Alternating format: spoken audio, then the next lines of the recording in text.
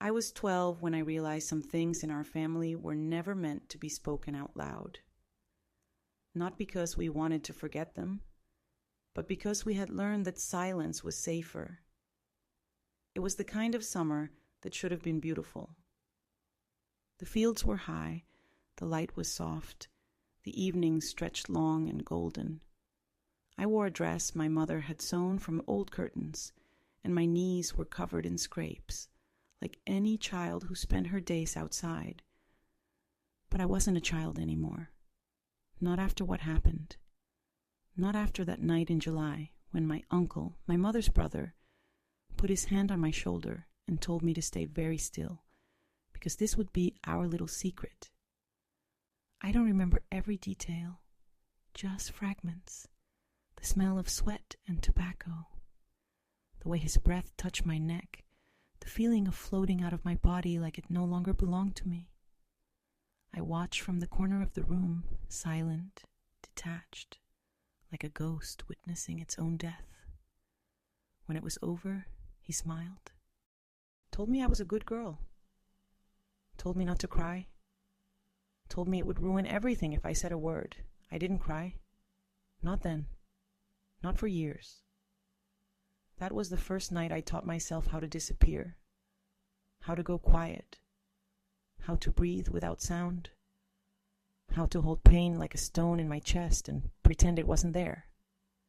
At breakfast the next morning, he sat across from me and passed the jam like nothing had happened. My mother laughed at something he said. The room was full of sunlight, and I thought, I must be crazy.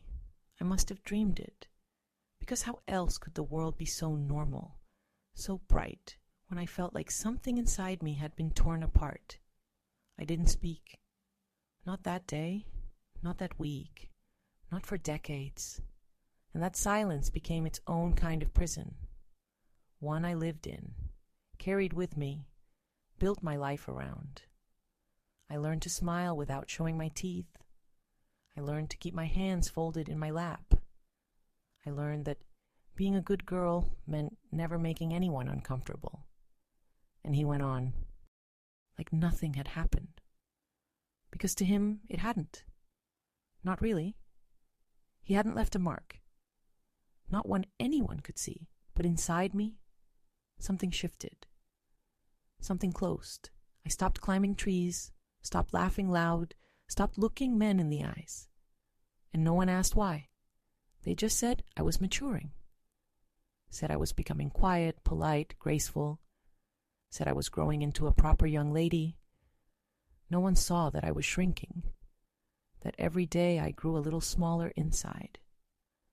That I walked around like a house with all the lights off. That I folded myself up so tightly there was barely anything left of me. He came back the next summer. Of course he did. Family always comes back. By then, I knew how to avoid him. I learned the creak of every floorboard. I knew how to slip out of a room before he entered.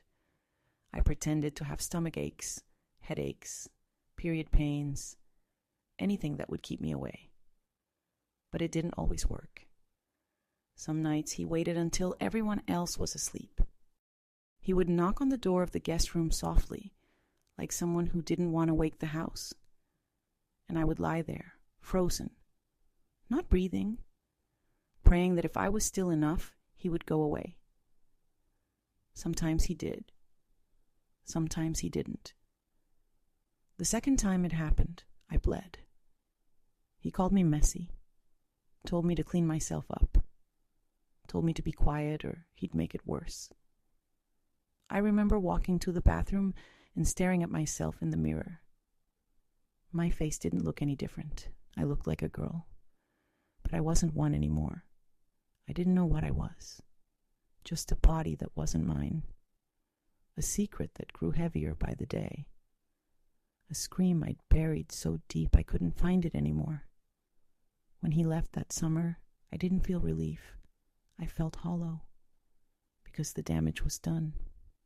He didn't need to touch me again. He had already taught me how to keep punishing myself in his absence. I stopped eating for a while.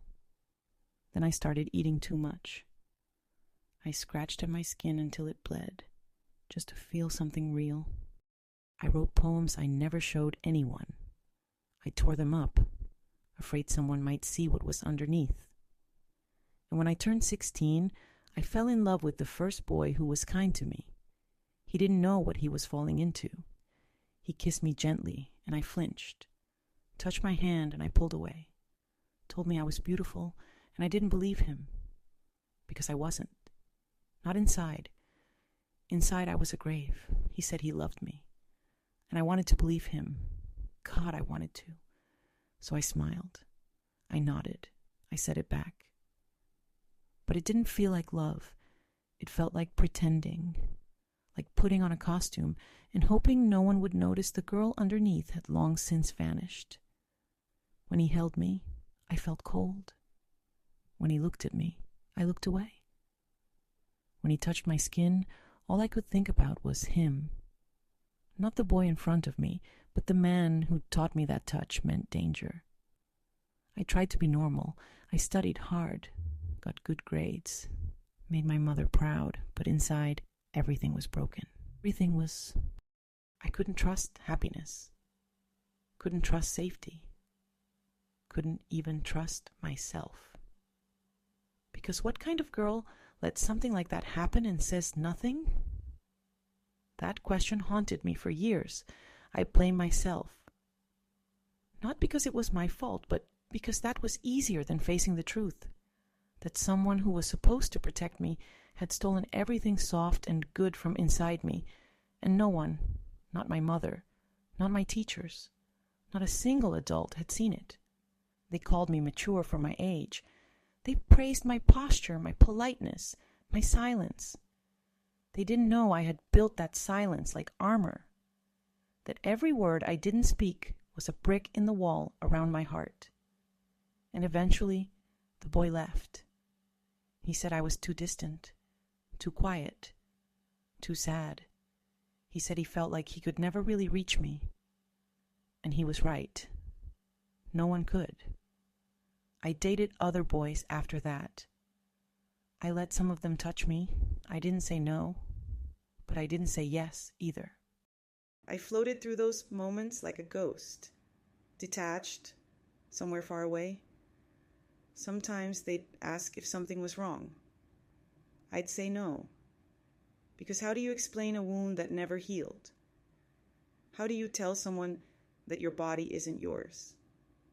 That it hasn't felt like yours since you were 12? That every touch feels like a trespass, no matter how gentle? So I said nothing, just like always. And the years passed like that. I graduated school, moved out, got a job, paid my bills, smiled when I was supposed to, laughed when it was polite, built a life that looked whole from the outside. But it wasn't. I carried him with me everywhere, not in memory. No, I buried those, but in reflex, in fear, in the way I jumped when a door closed too fast, in the way I sat with my back to the wall in every room, in the way I practiced answers to questions no one was even asking. Trauma doesn't shout. It whispers. It waits. It clings. It shows up in the way you hold your keys walking to your car at night. In the way you say, "It's fine," before anyone even asks. In the way you apologize when someone else bumps into you. I got married when I was 24. Not because I was in love, but because I was tired of being alone with the silence. He was kind, soft-spoken. He didn't ask too many questions. That's what I loved most about him. He didn't ask. We lived like roommates for a long time. We had 2 children. I cooked meals, folded laundry, packed school lunches. I played the role, and I played it well. But inside I was still 12, still frozen, still holding my breath in a dark room, hoping the footsteps would pass. And then, one day, my daughter came home crying. She was 7. She said a boy at school had followed her into the bathroom and tried to lift her skirt. She said she was scared, and God forgive me, I told her to forget about it, to be polite, to stay quiet, to not cause a scene, just like I had been taught. Just like every woman in my family had been taught. Just like every girl who'd ever been told that her comfort mattered less than someone else's reputation. But that night, I couldn't sleep. I sat in the dark and stared at the ceiling and thought, it's happening again. Not the act, but the silence. The silence is how it survives. The silence is how it spreads. And for the first time in my life, I felt something shift. Not fear, not shame, but rage. It started in my chest. A deep, hot rage that rose like smoke from a fire long smothered, but never extinguished. I sat there in the darkness, fists clenched, breathing like I had just run a marathon. And all I could think was, no, not her, not my daughter. It ends with me. I had never allowed myself to feel that way before. Not fully. Rage had always been a dangerous thing, especially for a woman, especially for a quiet one like me. We were taught that anger was ugly, that it made us unlovable, that it turned us bitter. But that night, I didn't feel bitter. I felt alive. It was the first time in years I remembered what it felt like to want something. And I wanted this. I wanted the silence to end. I wanted the lies to rot. I wanted my daughter to know that what happened to me wasn't normal, and that what happened to her mattered. The next morning, I sat her down and looked her in the eyes, and I told her everything, not in graphic detail, but in truth. I told her about the man who had hurt me. I told her about the silence. I told her about how I had learned to smile through it, to survive it. And I told her I was wrong to ask her to do the same. Her eyes were wide, tear-filled. She didn't say a word at first, just crawled into my lap and held me. It was the first time in my life I felt what it meant to be safe. Not because the world was safe, it wasn't, but because I had finally chosen to stand between my daughter and the pain that had haunted me my whole life. That same day, I called the school. I spoke up. I made noise. I was the kind of woman I used to hate difficult, emotional, unrelenting. I didn't care. I saw the way people looked at me, like I was overreacting, like I was making a mountain out of a molehill. Let them think that. Let them whisper. Let them call me too much. Because for once, I wasn't doing this for them. I was doing it for her. And in doing so, I realized I was doing it for me too. I started therapy at 38. It was brutal. I cried more in those first few months than I had in 2 decades. I shook. I broke. I bled memories I didn't know I still carried, but I kept going. And slowly, painfully, something began to change. I started breathing deeper. I started sleeping through the night. I started laughing, really laughing, from the belly, not the throat. And then, one day, I looked in the mirror and didn't look away. I saw me, not the ghost, not the shell, not the perfect mother or the silent wife. Me, the girl who survived, the woman who decided it was enough. And for the first time in my life, I didn't want to disappear. I wanted to exist, fully, loudly, even if it made people uncomfortable, especially if it made people uncomfortable. Because for so long, my life had been shaped around the comfort of others. I had twisted myself into silence to keep peace that was never real. I had hidden my pain so others wouldn't have to face theirs. I had swallowed every scream just to avoid being called dramatic, crazy, unstable. But now, I wanted none of that. I wanted truth. And truth, I learned, doesn't care who it offends. Truth burns, truth exposes, truth clears out the rot so something new can grow. So I spoke, first in small places, therapy, support groups, letters I never sent, then bigger. I told my husband, I told my sister, I told my mother. That last one broke me. She sat at my kitchen table, the same hands that once braided my hair folded tightly in her lap, and listened. Not once did she interrupt. Not once did she say I was lying. But her eyes, oh, her eyes. They told me she already knew. She always had. She never said it directly, but I saw it in the way her mouth trembled, in the way she reached for me when I couldn't finish a sentence, in the way her voice cracked when she whispered, "I'm sorry, I didn't protect you." And that was when I realized she had her own secrets. She had lived her own silence. I was not the first girl in our family to carry this wound, just the first to scream. It took time for the shame to leave my body, time for the guilt to unhook its claws from my spine. Some days I still felt filthy. Some nights I still woke in cold sweat.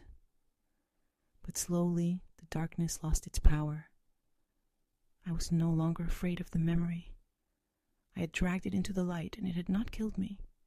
Instead, it had freed me, and that freedom became a kind of fuel. I began writing, page after page, notebook after notebook, every memory, every detail, every truth I had buried so deep I thought it would never rise again. I wrote until my hands cramped, until the ink bled through the paper, until the silence had no place left to hide. I started reading those pages aloud at meetings. Women came up to me afterwards, crying, shaking, saying things like, "You told my story. I thought I was the only one. Thank you for saying what I couldn't." And I realized something sacred. Every time I told the truth, I made space for someone else to tell theirs. Every time I cracked open my past, someone else found the courage to crack open theirs. It became my purpose. Not revenge, not anger, but witness, presence, legacy. I could not erase what happened, but I could name it. And in naming it, I took back the power he stole. I was no longer the girl who went silent in the dark. I was the woman who lit the fire, and I wasn't going to let it go out. I kept going, even when it hurt, even when my voice trembled, even when people looked away because the truth made them uncomfortable, especially then. Because I had spent too many years protecting the wrong men who hurt, women who denied, communities that turned their heads. And now I knew. Silence doesn't keep us safe. It only keeps us small. I gave talks at shelters, read my journals at open mic nights, spoke to groups of teenage girls about warning signs, boundaries, their right to say no. Sometimes I'd see one of them in the crowd, eyes downcast, body folded inward like mine had been, and I'd think, this is why I'm here. Not to heal the world, but to reach one.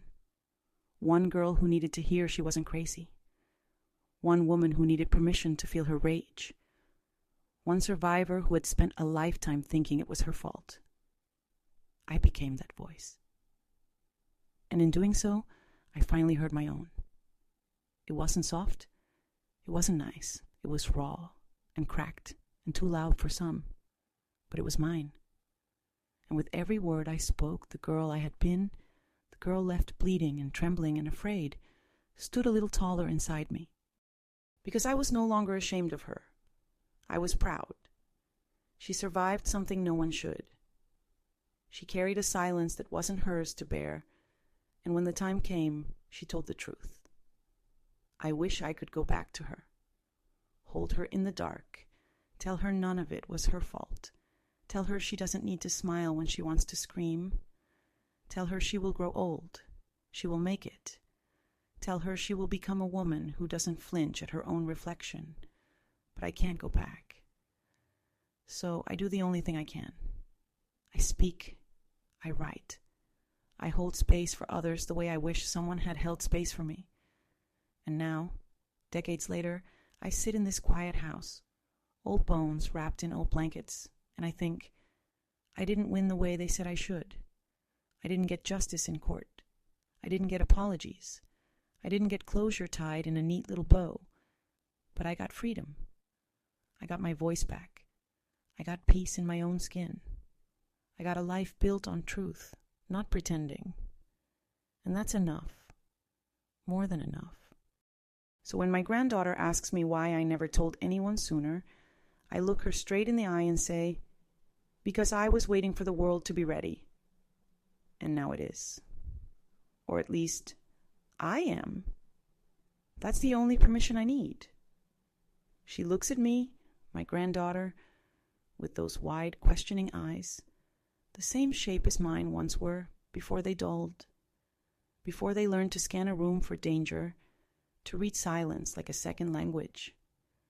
I see in her what I lost in me: light, curiosity, the belief that the world is safe unless proven otherwise. And I swear to myself, right then, I will do everything in my power to protect that light, not just from the world, but from the systems that failed me, from the silence that raised me, from the shame that nearly destroyed me. So I start telling her stories. Not all at once, not the darkest ones, but enough. Enough for her to know that the world is complicated, and not everyone who smiles can be trusted, that it's okay to leave a room. That no is a complete sentence. That if anyone ever makes her feel small, she can come to me and I will believe her no matter what. I think that's what it means to heal generational wounds. To stop handing down silence like an inheritance. Instead, I hand her a story, a true one. And the first time I do, she asks, "Were you scared?" I pause, then I say, "Yes, but being scared doesn't mean you stay quiet." And that becomes our truth. That becomes our armor. I wish I had had that. I wish my mother had said it to me, but she didn't. Not because she didn't love me, but because no one had ever said it to her. She didn't know any other way to survive than to endure, to minimize, to bury it. I broke that chain. And the breaking wasn't gentle. It tore through my marriage. It split friendships. It shook the foundations of everything I'd been told to believe. But it also built something new. I remember the moment I realized I wasn't afraid anymore. It wasn't dramatic, no big epiphany. It was just one quiet afternoon, washing dishes, sunlight coming in through the window, and my hands didn't shake. My heart didn't race. I didn't feel watched. I didn't flinch at the sound of footsteps. I felt here, in my body, in my breath, in my life. For the first time, it had taken me nearly 60 years. But I had arrived. And that arrival, it was worth everything, every tear, every sleepless night, every time I told the truth and was met with silence. Because I learned that silence isn't the absence of sound. It's the absence of safety. And once I built safety for myself, by myself, the silence no longer had power. I filled it with my story. I filled it with names and memories and rage and grief and healing. I filled it with me, the real me, not the mask, not the performance, not the good girl, but the woman who survived, the woman who stood up, the woman who finally said, enough. And now, when I sit with other women, old, young, somewhere in between, I see the same flicker in their eyes, the same question trembling on their lips. Can I tell my story too? And I always say, yes, because stories are the seeds of freedom. And every time we speak, we plant something that will grow long after we're gone. My life was never easy, but it became mine. And in the end, that's what matters most. Now I understand that healing isn't a destination.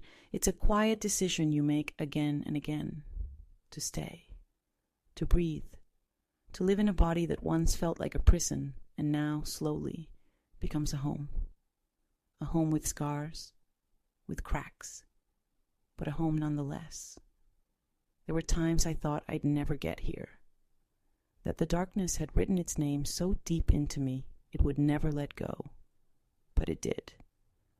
Not all at once, and not completely. There are days it still whispers. There are nights I still wake with my fists clenched, my heart racing, the memory crawling out of sleep like it never left. But now I know what to do with it. I don't push it down. I sit with it. I name it.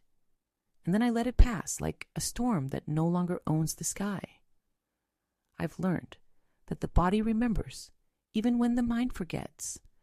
And I've learned that memory is not the enemy silence is. Because when I buried my pain, I buried myself alongside it. But when I unearthed it, when I spoke it aloud, I came back to life. And it was messy. And it was painful. And it was worth it. Every word I spoke was a rebellion. Every truth I told was a door swinging open. And through those doors walked others, quiet, trembling, brave. Women who had never told a soul. Women who thought they'd taken their story to the grave. Women who'd carried shame like a second skin and suddenly, finally, set it down. We cried together. We laughed too. The kind of laughter that only comes after surviving something unspeakable and finally speaking it. It wasn't therapy. It was resurrection.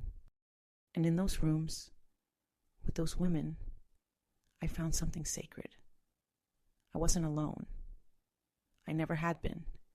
The lie was that what happened to me was rare. But the truth? It was everywhere, in every family, behind every closed door, in every small town, in every big city, in every quiet girl who learned too young that her voice was dangerous. We weren't broken. We were silenced. And now we are speaking. I carry the names of so many women inside me now. Not just the ones I've met, but the ones I'll never know. The ones who didn't survive. The ones who still can't speak. The ones who scream only in dreams. I speak for them too. Not because I'm braver, but because I was lucky enough to live long enough to find my voice. And that voice, it is the most precious thing I own. Not my memories, not my forgiveness, not even my healing, but this, the ability to say, without shaking, without shame, it happened. It wasn't my fault, and I am still here. That is my victory, not justice, not revenge, existence. In spite of it all, because of it all. So if you're reading this, if your hands tremble like mine once did, if your breath catches at the edge of truth, if you wonder whether your story is too ugly, too old, too small to matter, let me tell you, it's not. There is no expiration date on pain, no statute of limitations on survival, and no voice that doesn't deserve to be heard, especially yours. So speak, even if it's only a whisper, even if it's only to yourself. Because the moment you tell the truth, even quietly, you begin to live again. And you're meant to live. Not just survive, live. And when you begin to live again, truly live, not just move through your days in a numb routine, not just play the role everyone expects of you, but live. It's terrifying at first. Because when you've spent decades hiding from your own story, being seen feels like standing naked in the middle of a storm. And yet, it's also the most freeing thing you will ever do. You will feel the wind hit every part of you that used to be covered in shame. And you will not shatter. You will not fall. You will stand. Because you were never fragile, you were buried. And now, you're unearthing yourself piece by piece, breath by breath, word by word. That's how I did it. I stopped waiting for permission. Stopped asking if I was allowed to feel angry. Stopped trying to wrap my grief in a prettier package. I let it come out wild and raw and honest. I let it take up space. And in doing so, I gave others permission to do the same. That's the most powerful thing I've learned in this life. When you speak your truth without apology, you don't just free yourself, you build a bridge for others to cross. I've watched it happen over and over again.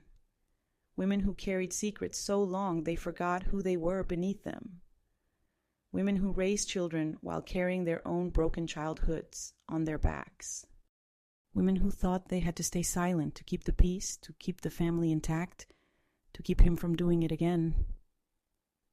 And then one day they speak. And in the speaking, they return to themselves.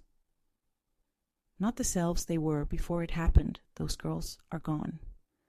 But something wiser, something fiercer, something forged in fire and still glowing. And what rises from that fire isn't just survival, it's power. I never thought I would live long enough to feel powerful. I thought the best I could hope for was endurance, quiet strength, getting through it. But now I know. I wasn't just made to survive. I was made to transform, to alchemize pain into purpose, to turn my voice into a lighthouse for others still lost at sea, to teach my daughters and their daughters that silence is not safety, it is surrender. And we do not surrender anymore. Not our bodies, not our truths, not our voices. We have learned how to say, "This happened, and I am not ashamed." We have learned how to look each other in the eye and say, "Me too," and mean it like a prayer, not a whisper. We have learned how to hold space for each other's pain, not rush it, not minimize it, not polish it into something palatable. Because real healing is messy. It's slow. It doesn't come with neat timelines or tidy conclusions, but it's real, and it's possible. I am proof of that. This old body, this vessel of memory and scar and story is proof. And if I could go back, sit beside the girl I once was, I wouldn't lie to her. I wouldn't tell her it gets easier quickly. I wouldn't promise her justice. I wouldn't say time heals all wounds. What I would say is this: you will carry it for a long, long time. But one day, it will carry you too. Not as a burden, but as a torch. Not as a weight, but as a weapon. And you will use it not to hurt, but to protect, to teach, to burn down every lie that ever told you this was your fault. And on that day, my girl, you will not just survive. You will rise, and the world will never silence you again. You will rise, not in some grand dramatic moment, not on a stage or in front of a crowd or beneath some perfect sky, but quietly, fiercely, in your own time, in your own way. You will rise when you stop apologizing for being broken. You will rise when you realize that broken isn't the opposite of whole, it's the path to it. You will rise when you no longer need anyone else to validate what happened to you. Because you will know. Because your body remembers. Because your voice, trembling, raw, real, is the only proof you'll ever need. I remember the first time I said the word, the one I had avoided for decades, the one that burned on my tongue like a curse: rape. I was 56. I was sitting in a circle of folding chairs in a dusty church basement, and when it came to my turn, my throat closed. I could have said what I always said. I was hurt. Something happened. I don't want to talk about it. But instead, I opened my mouth and I said it. And the room didn't collapse. No one turned away. No one told me I was lying. No one asked me why I didn't say anything sooner. They just nodded. Some cried. And I felt, for the first time, seen. That's all I ever wanted. Not sympathy, not pity, not even justice. Just to be seen. For someone to look me in the eye and say, "What happened to you was wrong. And I believe you." So now I say it to others. As often as I can. As loudly as I can. I say it to the woman in the shelter who hasn't spoken in 2 weeks. I say it to the teenager with bruises on her wrists and shame in her eyes. I say it to the mother of 3 who still sleeps with the lights on. I believe you. 3 simple words, but they're everything. They're the difference between silence and survival, between drowning and swimming, between a life lived in hiding and one lived in truth. And if the only thing I leave behind in this world is that 3 words, passed from one mouth to the next, carried like sacred fire, then I have done enough. More than enough, because I was supposed to disappear. That's what he tried to do. That's what silence tried to do. That's what shame tried to do, but I didn't. I stayed, I healed, I rose.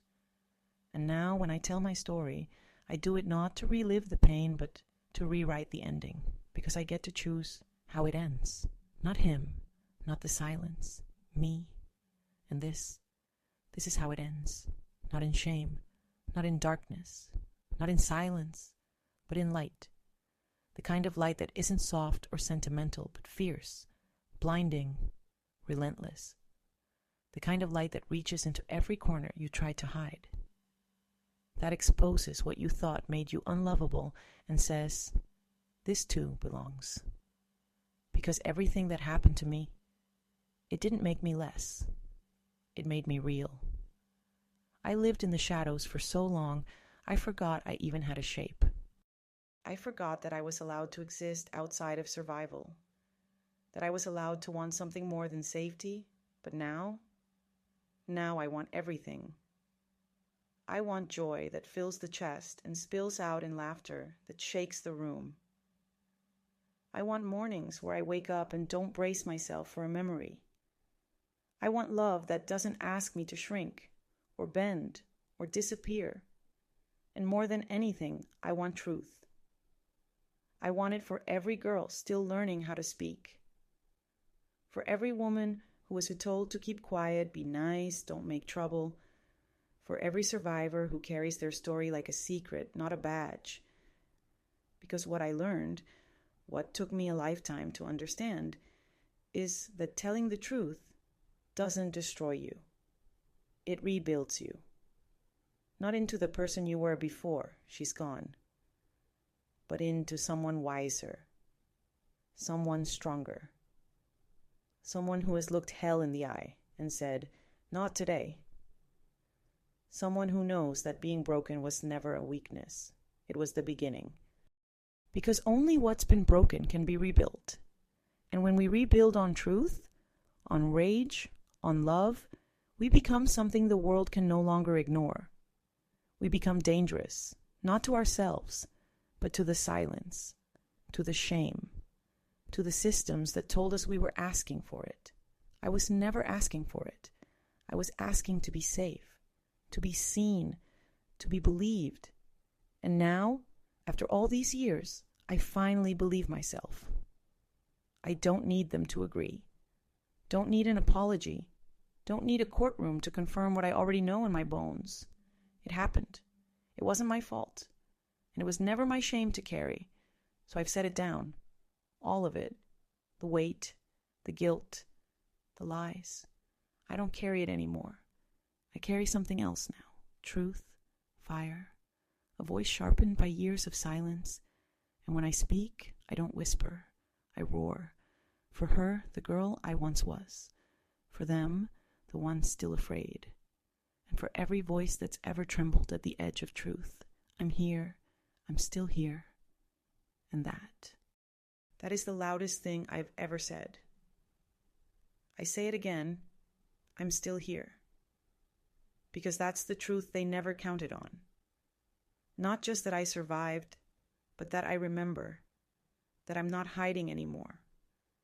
That I've turned the wounds into words, the pain into purpose, the silence into something that sings. Yes, sings.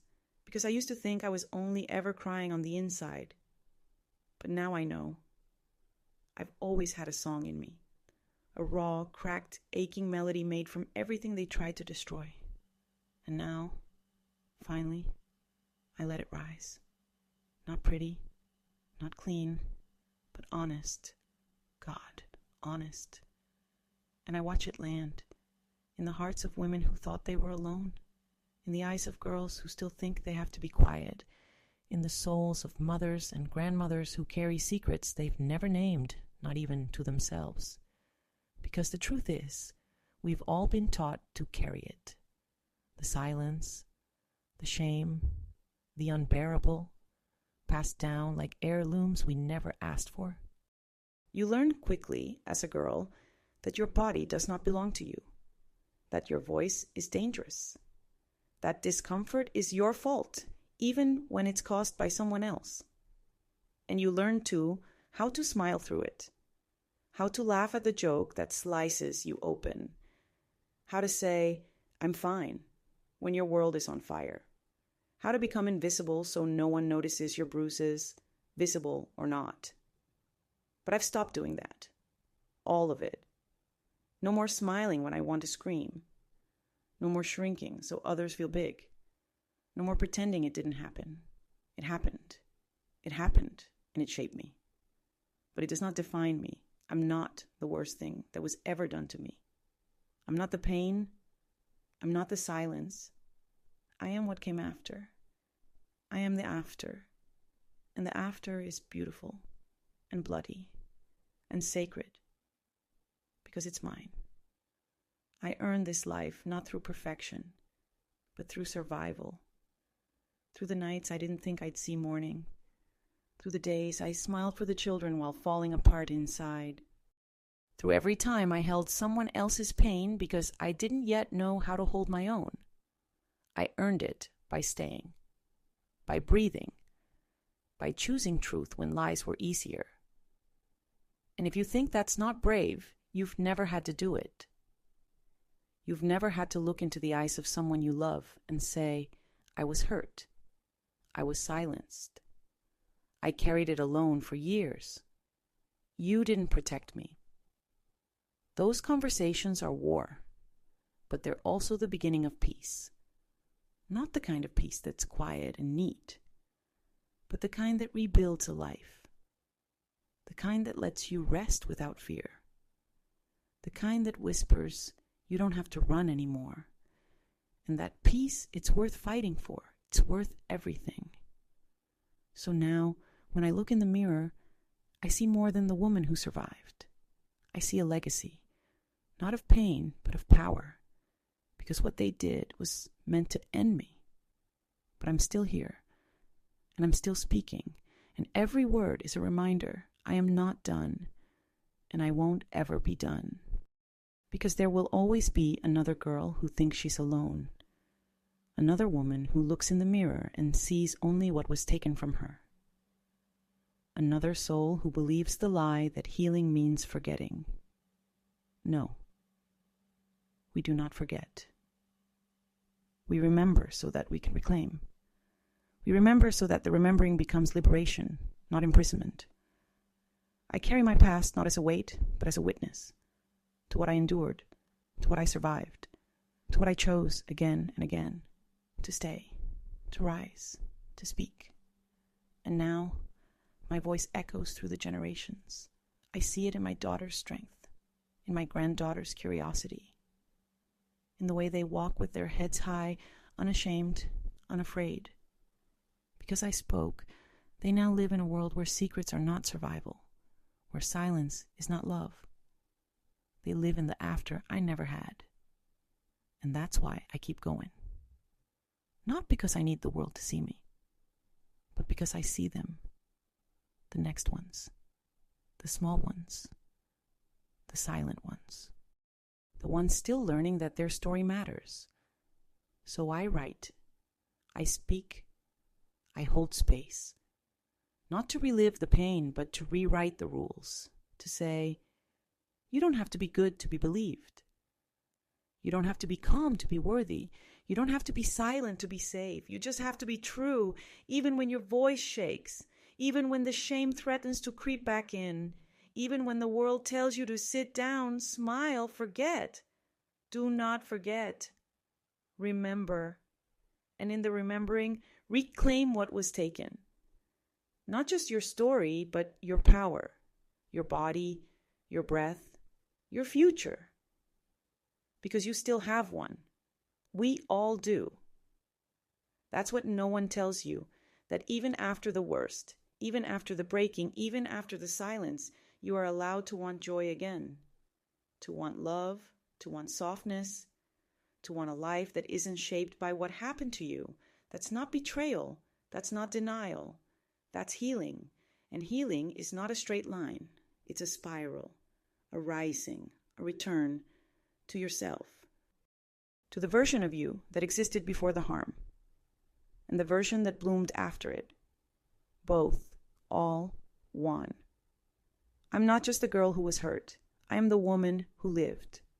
I am the woman who tells the story now, in her own words, on her own terms, and without apology. That is the ending, and also the beginning.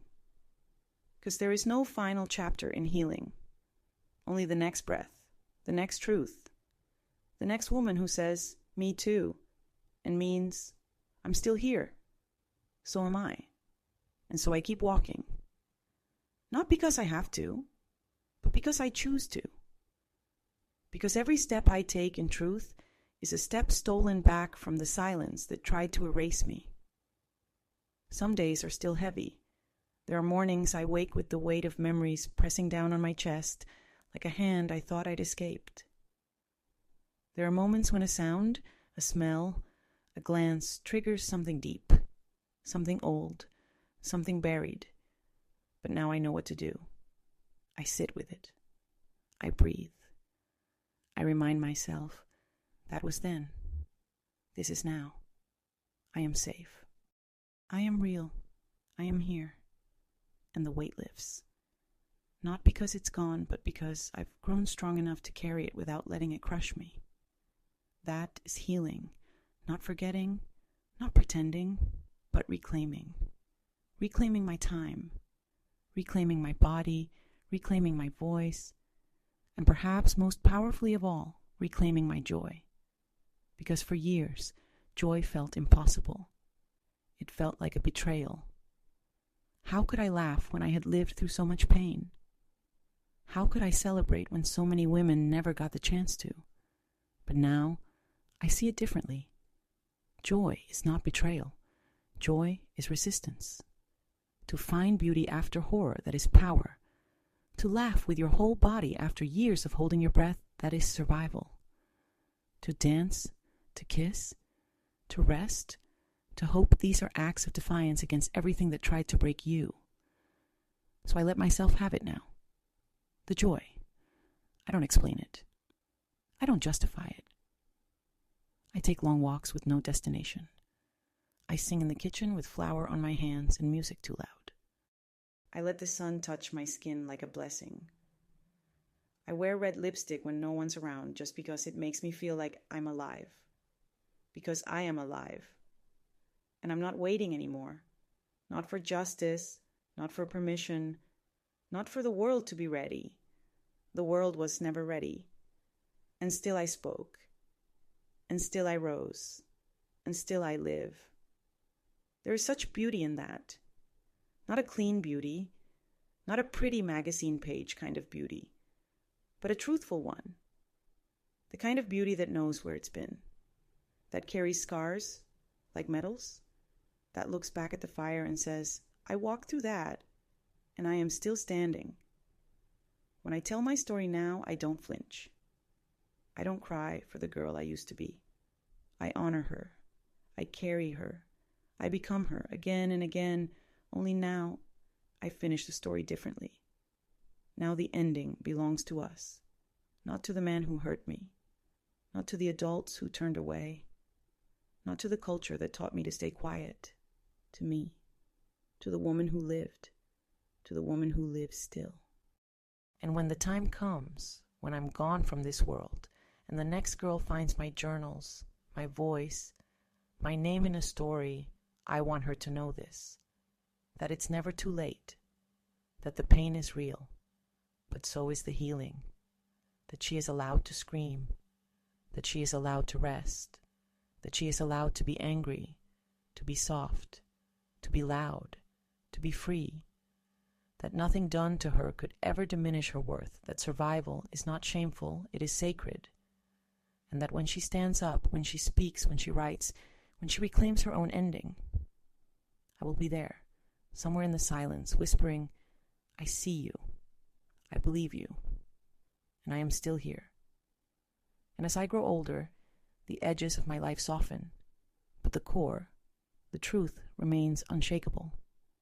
I sit in quiet rooms now, rooms filled with soft light, the scent of tea and old wood, my body slower, but my spirit clearer than ever. I no longer rush to fill silence. I no longer need to explain who I am or what I've survived. The truth hums beneath my skin like a second heartbeat. I think often about legacy, not the kind written in books or carved in stone, but the invisible kind, the kind passed from hand to hand, breath to breath, through stories whispered at night or screamed into pillows, the kind that changes people without them even realizing it. That's the legacy I want to leave. Not just survival, but transformation. Not just pain, but power. Because I did not endure everything I've lived through only to disappear quietly into the dust. I came through the fire to become something more, to break the pattern, to turn the silence into song. I am no longer the woman who lowers her voice. I speak with the full weight of every year I kept quiet. I speak for her, the child, the girl, the trembling hands and the wide eyes, the one who hid under tables, who memorized escape routes, who knew the sound of danger before she knew the sound of her own name. She lives inside me still, but no longer afraid. She watches me now with awe. She sits with me in peace, because I kept my promise. I got us out. I made her feel safe. I became the woman she needed. And that is a kind of redemption no court, no apology, no punishment could ever give. Because real healing doesn't come from punishment. It comes from truth, from being seen, from becoming your own witness when no one else would. And now, I witness myself every single day in the way I take up space without shame, in the way I say no without explanation, in the way I rest without guilt, in the way I love without conditions. Yes, I love now, not despite the past, but because of it. Because I know what it means to be unloved, unprotected, unseen, and I will never allow that to exist in my presence again. I will love the brokenhearted. I will love the rageful. I will love the survivors who don't yet have the words for what they carry. And I will love myself, even on the days I still flinch at shadows. Because healing doesn't mean you forget. It means the past no longer owns your breath. It means you walk through the world and say, I belong here, exactly as I am. And now, when I see a woman lower her eyes out of habit, when I hear a voice catch on the edge of an untold story, I lean in, I listen, I wait. And when she speaks, I do not ask why it took her so long. I say, I believe you. I say, you're not alone. I say, welcome back. Because that's what I needed all those years ago. Not judgment, not questions. Just someone to meet me at the edge of my truth and say, it's okay to come home now. And that's what I've done. I've come home to my voice, to my story, to my body, to the life I never thought I'd live. Not perfect, not painless, but mine, and finally, fully free. There's a quiet power in growing old, with your truth intact, not buried, not rewritten, not made smaller for someone else's comfort, just intact. I think that's one of the greatest victories of my life, not that I survived what was done to me, but that I held on to the truth, even when no one wanted to hear it. Even when the world asked me to silence it, dilute it, make it easier to digest. I didn't. I kept it whole, And now, in these final chapters of my life, I offer it not as a wound, but as a gift. To anyone who needs it. To the girl who's still hiding. To the woman who's still pretending. To the mother who doesn't know how to forgive herself for all the things she couldn't stop. I offer it like a lantern in the dark, saying, you are not alone. Because that's what silence does. It makes you believe you're the only one. That everyone else is fine. That you're broken. That your pain is too much. That your memories are too sharp. That your story is too heavy. But it's not. It never was. I used to believe I was cursed. That I had been marked by what happened to me. That I'd never be good enough to be loved completely. That no matter how kind, how smart, how patient I was, people would still see the stain. But I was wrong. I wasn't cursed. I was lied to. Lied to by a culture that protects perpetrators. Lied to by a silence passed down through generations like a bitter inheritance. Lied to by people who were too afraid to face the truth, so they handed me shame instead, and I carried it. For years, like armor, like a second skin, until it became too heavy, and then, slowly, I began to shed it, piece by piece, lie by lie, until all that was left was me. And what I found underneath the shame, beneath the silence, beyond the fear, was worth everything. I found a woman who knows how to sit with pain without flinching. A woman who doesn't run from discomfort. A woman who can hold space for someone else's story without trying to fix it. A woman who no longer begs to be believed because she believes herself. Do you know how powerful that is? To trust yourself, to say, I know what happened, and that's enough. To no longer search other people's eyes for permission to exist. That's the kind of freedom I didn't know I could have. And now that I have it, I guard it fiercely. I don't let anyone tell me how I should feel. I don't let anyone rush my process. I don't let anyone reduce my story to a lesson they can learn from and walk away unchanged. Because this isn't a fable. It's a life. My life. Messy, unfolding, true. And I've lived it with courage most people will never understand. So if you're reading this, if your voice still trembles, if your memories still ache, if your healing is still in process, I want you to know you are not behind. You are not broken. You are not too late. You are becoming. And the becoming is holy. It doesn't happen all at once. It happens in moments. In the pause before you say, I'm fine, and instead say, actually, I'm not. In the breath you take before telling your story, even just to yourself. In the softness you offer your own body after years of punishing it for surviving. Those are the moments that make you whole again. Not perfect, not untouched, but whole. And when the day comes that you no longer wake up with fear in your throat, when the night passes without ghosts, when your body feels like home again, you'll know. You'll know you've crossed over, not into forgetting, but into freedom. And you'll sit with yourself, just like I do now, and think, this is who I am. And no one gets to take that from me ever again. And now, this is the last part, not the end of me, no, but the closing of the story I've waited my whole life to tell without trembling. It's strange in a way. I used to think the final chapter would be filled with grief, or regret, or aching sorrow. But it's not. It's filled with peace. Not because everything that happened was okay, but because I am okay. Because I did not let what they did become the definition of my life. Because I did not spend my final years in bitterness or silence. Because I did the hardest thing anyone like me can do.